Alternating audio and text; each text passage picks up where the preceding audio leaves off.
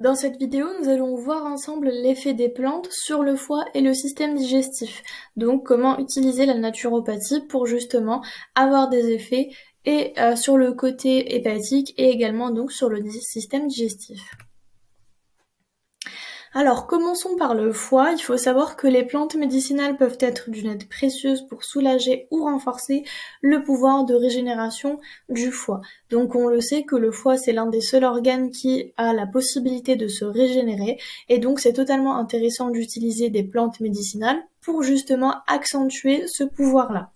Donc, les principes actifs qui sont recherchés sont la fonction hépatoprotectrice, qu'on va retrouver grâce à la silimarine, le côté cholérétique et cholagogue également, donc pour augmenter et justement pouvoir se débarrasser ou éliminer la bile.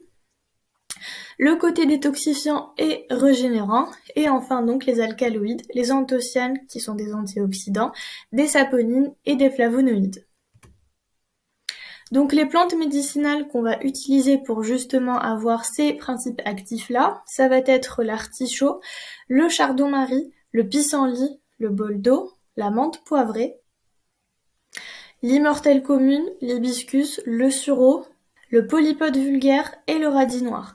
Donc on a choisi ces plantes-là car justement elles ont plusieurs effets thérapeutiques et on va retrouver donc les différents principes actifs que nous avons cités tout à l'heure. Donc dans la majorité de ces plantes-là, on va retrouver plusieurs principes actifs dans une seule et même plante.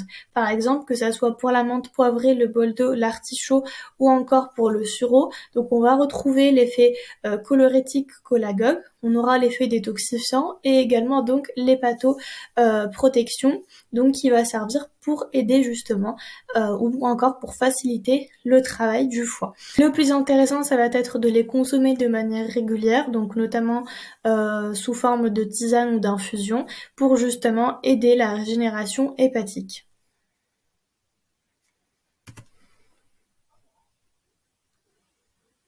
Concernant le système digestif, donc un grand nombre de plantes sont utilisées dans le traitement des troubles digestifs.